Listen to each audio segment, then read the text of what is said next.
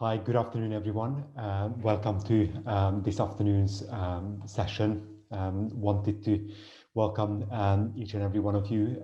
What we are going to talk about this afternoon is essentially three main things.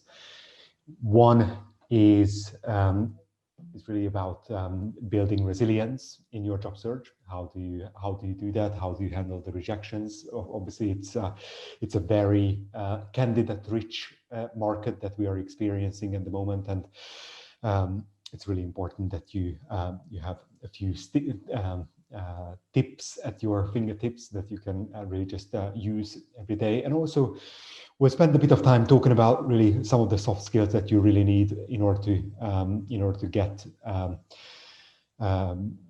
an interview, because there are certain soft skills that our recruiters, hiring managers are looking for, particularly post-crisis, that you really need to possess if you would like to get an interview. And also, I'll touch on the importance of really thinking about your career as a portfolio, or as really as something that is beyond just a full-time contract, because especially going ahead, the number of full-time contracts on offer are reduced quite significantly, basically. And it's just really important to think about the other sort of ways to build a career. Also, I'll talk a little bit about the market at the moment, especially for early career professionals, those who are entering the market, but also with those who have a significant amount of experience, and talk about the ways that you can really tackle the job search. There are some really effective ways to really go out there, be proactive about it, because really just looking for the perfect job spec may not be the right way forward. So let's start with really the resilience bit, and wanted to really just give you a few ideas as to how to handle the rejections and really how you build your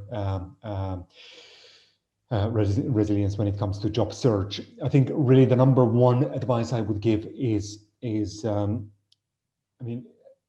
feedback is critical. You really need to know what you did wrong, what you did right.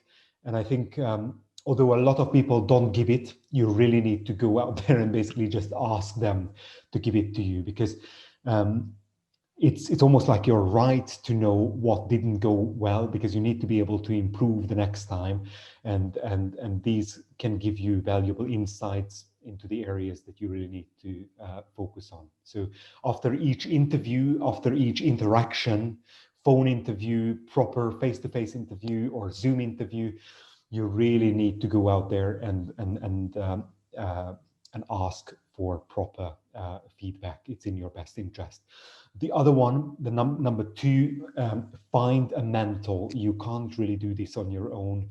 It doesn't have to be a coach if you don't have the financial means to do that. I think it's really important to really have someone who's not your family, who's not attached to you in any way, really serve as a sounding board, because I think it's just critical to get a helping hand. Otherwise, you get demotivated.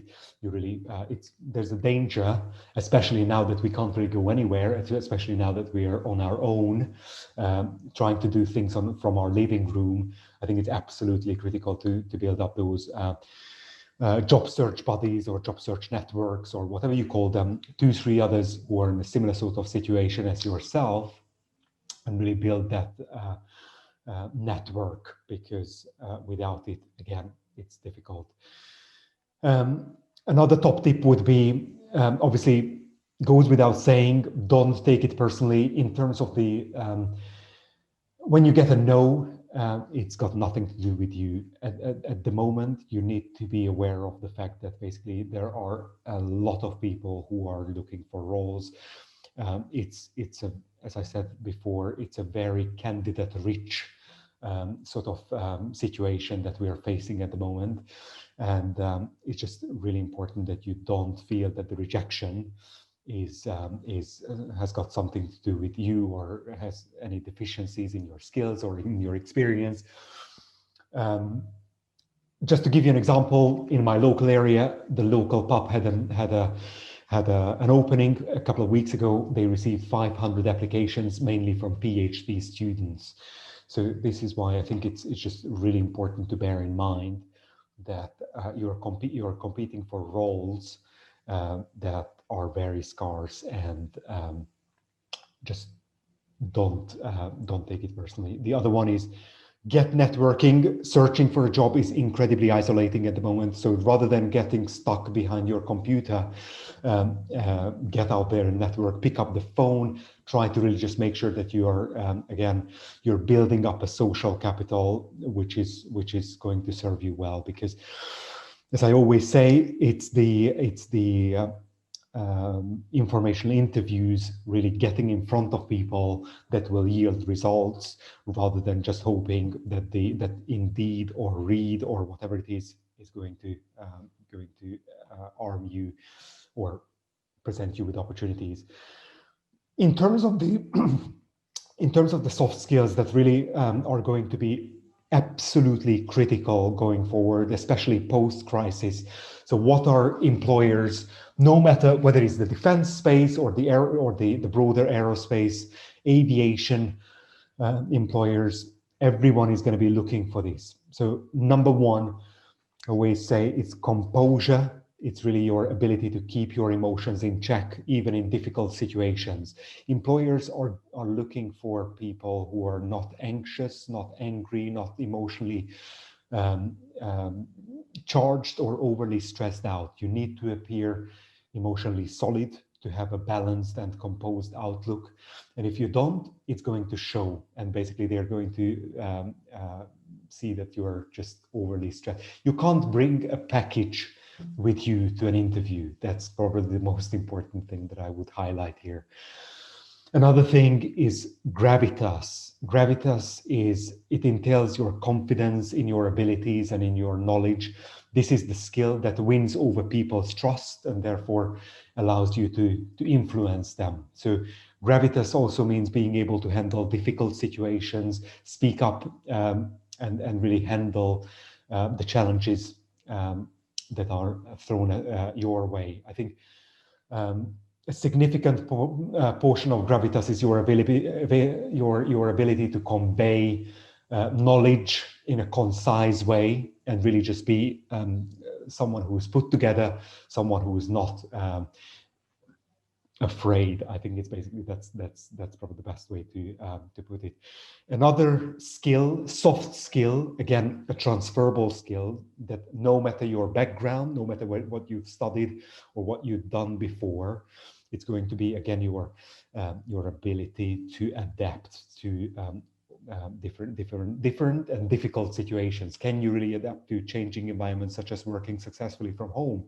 Your manager is not going to be able to really be behind your back and supervise you in a way that was possible 7 or 8 months ago. It's really, are you trustworthy? Are you able to communicate with your team?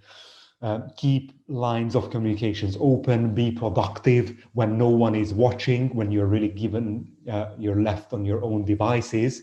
I think it's going to be absolutely critical to prove this adaptability, even at interview stage, because they're going to be assessing you on this.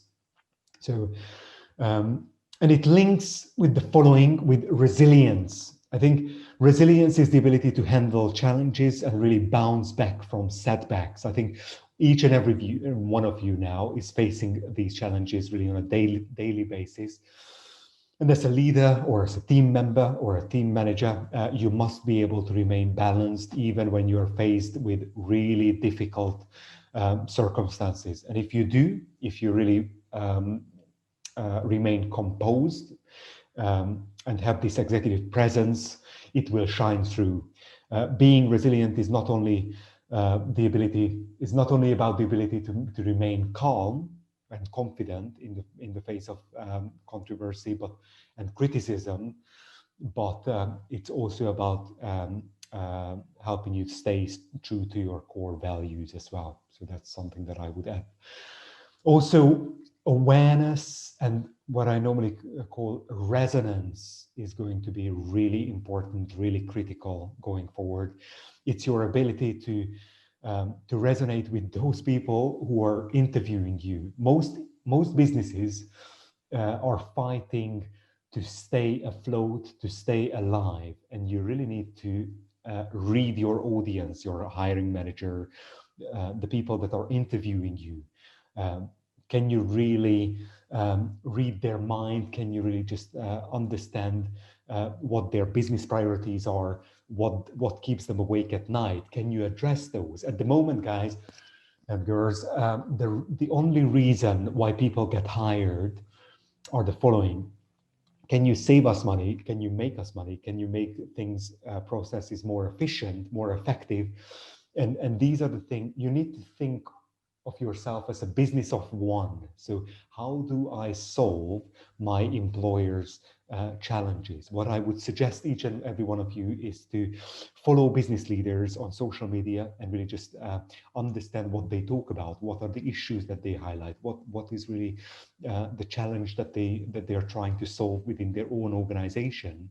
And when you get the opportunity to interview with them, you basically tackle those issues, tackle those challenges, and really provide solutions. You need to be a solution to the issue these days, whatever level that you are at, whether you're a young professional or a seasoned veteran or a seasoned executive, you need to think that way. How are you going to solve the problem of the organization? And another one that I would really highlight, number 6, is forward thinking, the ability to basically look past the current challenges. And really, you need to come across as somebody who has the ability to see and identify future trends and opportunities, the changing customer needs. These are the traits that will really make you very, very sought after, and will make the difference between you being hired or not hired. So in terms of tangible hard skills, I mean, you might be an engineer, you might be a pilot, you might be a management student. I think that's the ground zero. That's obviously you need to have that in order to be interviewed.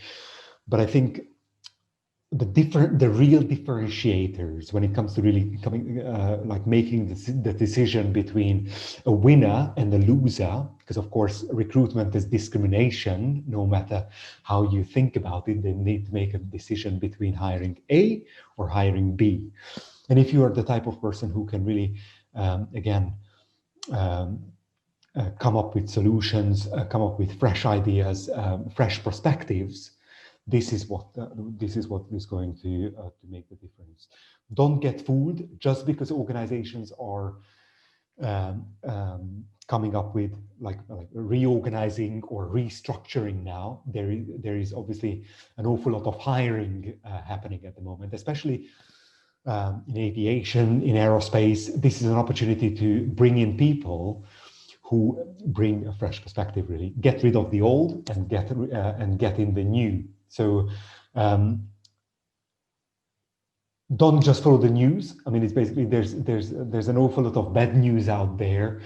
But my top tip would be is to go on LinkedIn, go on any kind of social media that you use, identify the people who are responsible for the business unit or for the hiring for that particular business unit that you are targeting or that you are interested in approaching, and go out there and approach those people. This is the best way or the surest way that you will get your foot in the door, at least have some sort of dialogue between yourself and the organization. So just, again, waiting for the situation to normalize and for organizations to hire, that's not a good way of approaching the current situation.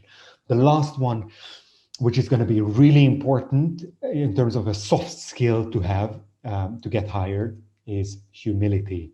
trying to convince interviewers that you are a jack of all trades or jack of Jill of all trades, it's just not going to make or create a good impression. It's going to, in fact, you are going to come across as desperate and going to come across as aggressive.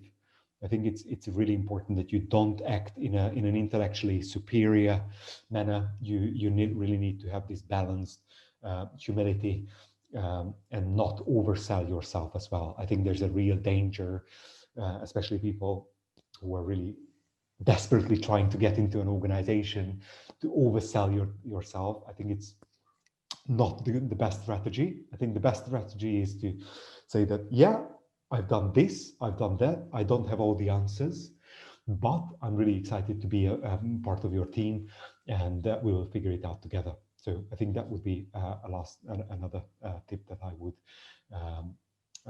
highlight.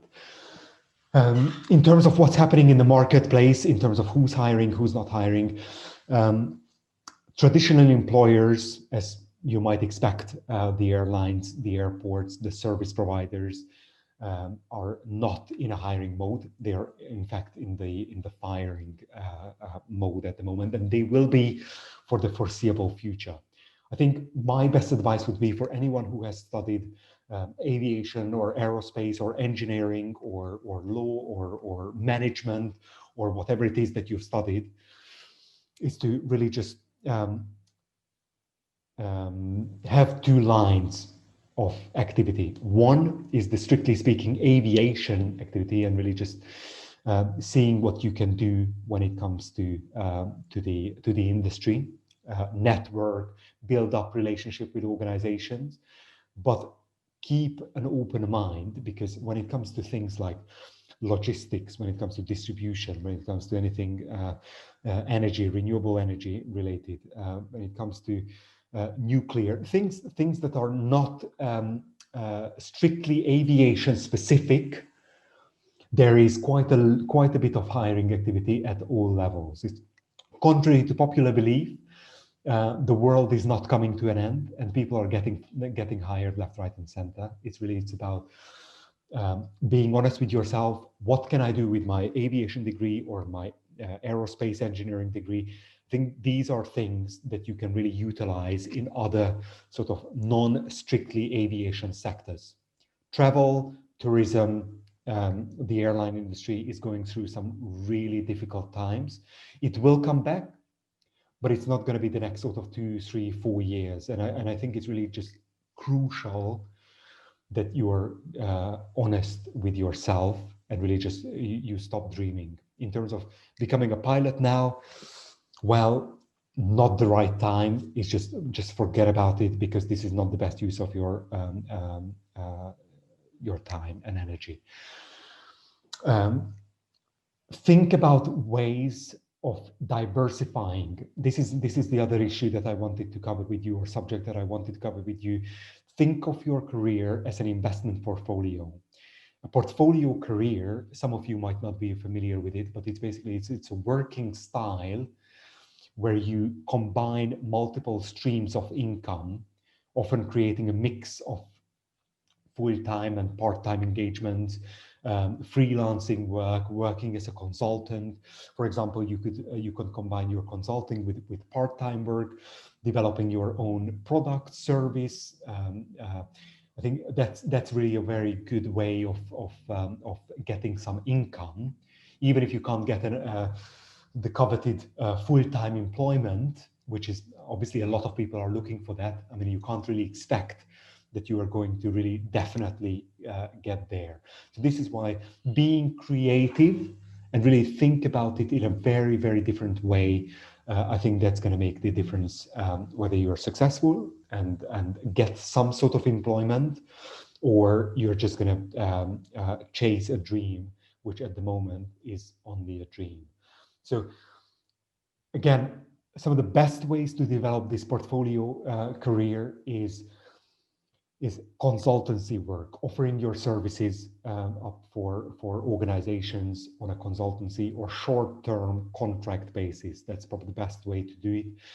Freelance projects. You can really go out and say, okay, even if you don't have a full-time permanent engagement for me, what about employing me on a freelance or terms and conditions, or as a seasonal part-time worker?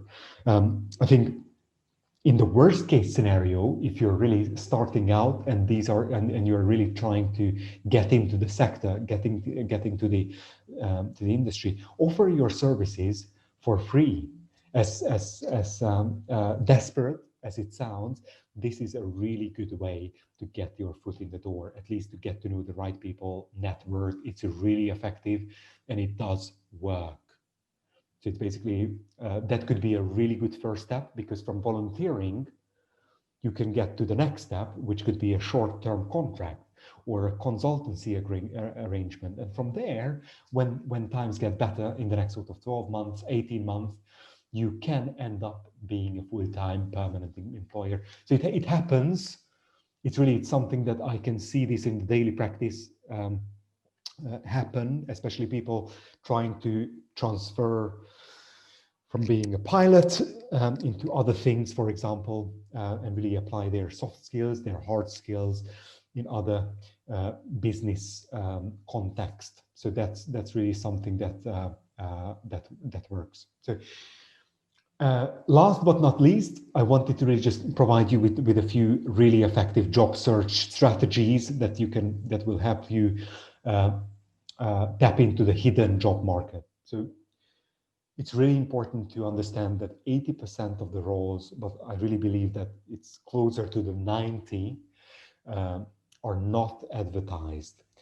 And I think the number one step that you need to ensure that you do in your search is know what you want, but not just the kind of role that you want, but also the type of role that you're aiming to get. Again, is it full-time? Is it part-time? Is it freelance? Is it remote? Is it a combination? Is it site-based? Is it a site-based and a remote combination? So these are I think a lot of people are not even aware of the existence of all these possibilities. And I think it's really important to be clear in your head that these are valid, available options out there. So think of it that way. Build your portfolio of work. I think it's really important that you from the get-go, it doesn't matter whether you're a starter or just trying to get into the industry, just graduated, or you're a mid-career professional. Thought leadership pieces, articles, interviews, videos. You need to establish yourself as a subject matter expert, because if you don't, people will not spot you. It's basically recruiters, hiring managers, search professionals are spending their life on LinkedIn, and it's really, really effective and really convincing if you have an article that was featured somewhere, if you have an interview, if you have a video, if you've created content, because that's going to make the difference between you, who doesn't get hired, and someone who does. Because this is how you prove your commitment to a new business, if you're transitioning, or a new industry, a new sector. Or as an early professional, this is how you prove that you really have what it takes, and you really have the knowledge, the subject matter expertise that they're requiring. Obviously, customizing your cover letter, customizing your resume, keyword optimizing your resume, really important. Make sure that people help you with that. I think it's really important that people not only read that, but provide feedback. A lot of people do that for free as well. And again, setting up the informational interviews and really building up the industry contacts is the best way to do this. Another thing that I would mention is business mentoring, which is a really good way to not only to expand your network, but also to put your knowledge and expertise into use. Business mentoring is essentially, again, voluntarily offering your skill set and your expertise to organizations, to business people who need it. And once you do that, you will see that basically a lot of people will be open to perhaps employing you on a contract basis, or perhaps building a long-term sort of business relationship with you. So don't overlook mentoring as well, which is very similar to volunteering. And also don't do the job search as a full-time permanent sort of engagement, because it's very demotivating. You can't dedicate every single waking moment of the day to it. So use the time to really gain new skills, whatever it is. Invest the money, invest the time, because this is a massive opportunity to really do the upskilling, do the reskilling, and basically just get from A to B and be a more valuable person once we get out of this mess that is happening at the moment. So again, the key message is that it's difficult today, but it's not going to be forever. And I think there's plenty of activity, hiring activity out there in the related sectors, such as logistics, such as distribution, and also parts of the aviation industry, like the MRO, the maintenance, repair, overhaul market is really active at the moment. And also the cargo, the freight operations, really active as well. So there is some hiring. It's also worth looking into the up and coming sort of startups, the scale-ups, which are really doing quite a bit of hiring at the moment. Although they are doing it on a smaller scale, they are not the airports and the airlines that are in good times hiring an awful lot of people, like 200, 300, 500 at any given time. But I wouldn't overlook those opportunities as well. It's different sort of dynamics, because you will be working with very sort of young crowd, which is of course very attractive to some, but might be less attractive to others. But look into those. Very happy to answer any questions if you have any. I have quite a lot of free resources available on my LinkedIn profile if you would like to check that out. And again, if you would like to have a chat, we'll include my availability in the links basically. And again, if you look me up on LinkedIn, connect with me, write me a text, a message, hit me up on social media or on WhatsApp, and we'll be very happy to answer any questions. And I think we've allocated some time here as well to do just that. So if you have any issues, any questions that you would like to discuss, please unmute yourself and fire away, because very happy to answer those.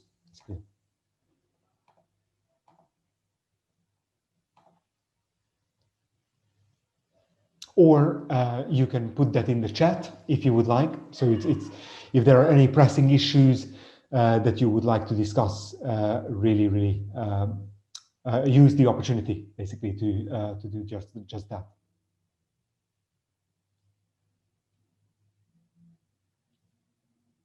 Because I think when it comes to what I wanted to cover in the session, I think we did that, and would be really happy to answer anything that is on your mind, that you're facing, any challenge that you're facing, any kind of issue that you've faced. Please let me know.